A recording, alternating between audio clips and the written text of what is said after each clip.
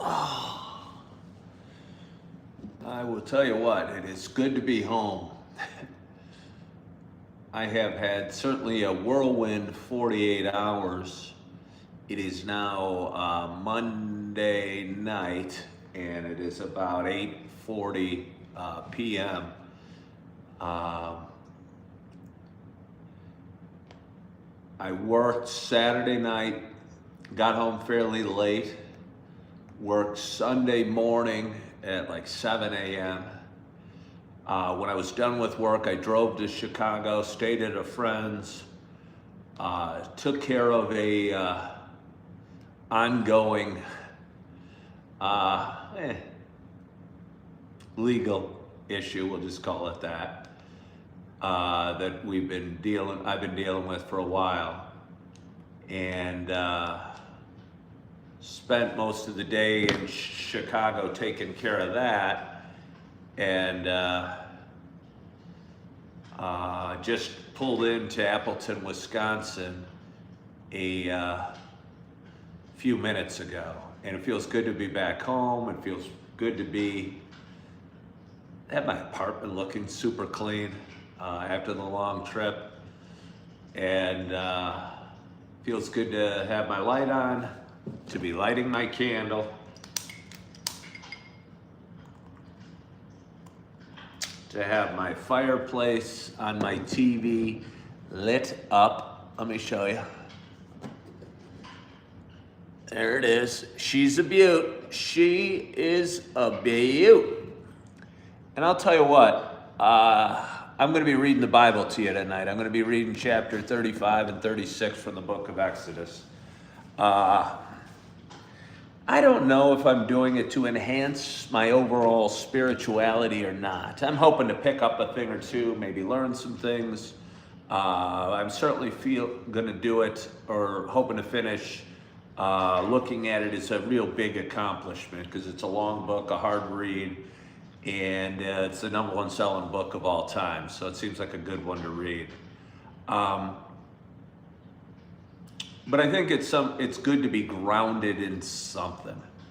And again, on the ride home, I was a little stressed, and although I'm always a little nervous reading it, because some of the chapters or some of the words are real hard to pronounce, it feels good to know that I'd be here in front of you on my couch reading the Bible. And there's a goodness to that, and a grounding to that, and a foundational aspect to my day about that, if that makes any sense. So, without further ado, again, we're going to be reading chapter 35 and 36 from the book of Exodus. Thank you for tuning in. I sit back, relax, and hopefully you enjoy it. Let me have a sip. Half lemonade, half water. So good. Chapter 35, Sabbath regulations. Moses assembled all the congregation of the people of Israel and said to them, "These are the things that the Lord has commanded you to do. 6 days' work shall be done, but on the seventh day you shall have a Sabbath of solemn rest, holy to the Lord. Whoever does any work on it shall be put to death. You shall kindle no fire in all your dwelling places on the Sabbath day." Contributions for the tabernacle. Moses said to all the congregation of the people of Israel, "This is the thing that the Lord has commanded. Take from among you a contribution to the Lord. Whoever is of a generous heart, let him bring the Lord's contribution: gold, silver, and bronze, blue and purple and scarlet yarns, and fine twined linen, goat's hair, tanned ram skins, and goat skins, acacia wood, oil for the light, spices for the anointing oil and for the fragrant incense, and onyx stones and stones for setting, for the ephod and for the breastpiece. Let every skillful craftsman among you come and make all that the Lord has commanded: the tabernacle, its tent, and its covering, its hooks and its frames, its bars, its pillars and its bases, the ark with its poles, the mercy seat, and the veil of the screen, the table with its poles and all its utensils, and the bread of the presence, the lampstand also for the light, with its utensils and its lamps, and the oil for the light, and the altar of incense with its poles, and the anointing oil, and the fragrant incense, and the screen for the door at the door of the tabernacle, the altar of burnt offering with its grating of bronze, its poles, and all its utensils, the basin and its stand, the hangings of the court, its pillars and its bases, and the screen for the gate of the court, the pegs of the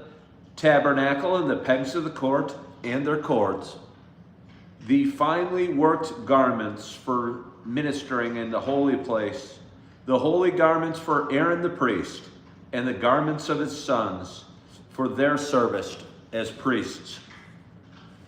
Then all the congregation of the people of Israel departed from the presence of Moses, and they came, everyone whose heart stirred him, and everyone whose spirit moved him, and brought the Lord's contribution to be used for the tent of meeting, and for all its service, and for the holy garments. So they came, both men and women, all who were of a willing heart, brought brooches and earrings and signet rings and armlets, all sorts of gold objects, every man dedicating an offering of gold to the Lord. And everyone who possessed blue or purple or scarlet yarns or fine linen or goat's hair or tan ram skins or goat skins brought them. Everyone who could make a contribution of silver or bronze brought it as the Lord's contribution. And everyone who possessed acacia wood of any use in the work brought it. And every skillful woman spun with her hands, and they all brought what they had spun in blue and purple and scarlet yarns and fine twilled linen. All the women whose hearts stirred them to use their skill spun the goat's hair, and the leaders brought onyx stones and stones to be set for the ephod and for the breastpiece, and spices and oil for the light, and for the anointing oil, and for the fragrant incense. All the men and women, the people of Israel, whose heart moved them to bring anything for the work that the Lord had commanded by Moses to be done, brought it as a free will offering to the Lord. Construction of the tabernacle. Then Moses said to the people of Israel, "See, the Lord has called by name Bezalel, the son of Uri, son of Hur, of the tribe of Judah, and he has filled him with the Spirit of God, with skill, with intelligence, with knowledge, and with craftsmanship, to devise artistic designs, to work in gold and silver and bronze, in cutting stones for setting, and in carving wood, for work in every skilled craft. And he has inspired him to teach, both him and Oholiab, the son of Ahismach, of the tribe of Dan. He has filled them with skill to do every sort of work done by an engraver or by a designer, or by an embroiderer in blue and purple and scarlet yarns, in fine twined linen, or by a weaver, by any sort of workman or skilled designer." Chapter 36.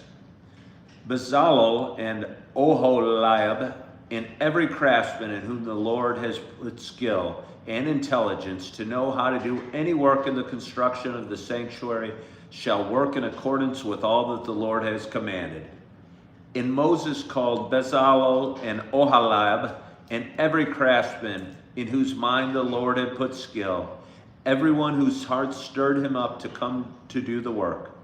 And they received from Moses all the contributions that the people of Israel had brought for doing their work on the sanctuary. They kept bringing him free will offerings every morning, so that all the craftsmen who were doing every sort of task on the sanctuary came, each from the task that he was doing, and said to Moses, "The people bring much more than enough for doing the work that the Lord has commanded us to do." So Moses gave command, and word was proclaimed throughout the camp, "Let no man or woman do anything more for the contribution for the sanctuary." So the people were restrained from bringing, for the material they had was sufficient to do all the work and more. And the craftsmen among the workmen made the tabernacle with 10 curtains. They were made of fine twined linen and blue and purple and scarlet yarns, with cherubims skillfully worked. The length of each curtain was 28 cubits, and the breadth of each curtain 4 cubits. All the curtains were the same size. He coupled 5 curtains to one another, and the other 5 curtains he coupled to one another. He made loops of blue on the edge of the outermost curtain of the first set. Likewise, he made them on the edge of the outermost curtain of the second set. He made 50 loops on one curtain, and he made 50 loops on the edge of the curtain that was in the second set. The loops were opposite one another, and he made 50 clasps of gold, and coupled the curtains one to the other with clasps. So the tabernacle was a single whole. He also made curtains of goat's hair for a tent over the tabernacle. He made 11 curtains. The length of each curtain was 30 cubits, and the breadth of each curtain 4 cubits. The 11 curtains were the same size. He coupled 5 curtains by themselves and 6 curtains by themselves. And he made 50 loops on the edge of the outermost curtain of the one set, and 50 loops on the edge of the other connecting curtain. And he made 50 clasps of bronze to couple the tent together, that it might be a single whole. And he made for a tent a covering of tanned ram skins and goat skins. Then he made the upright frames for the tabernacle of acacia wood.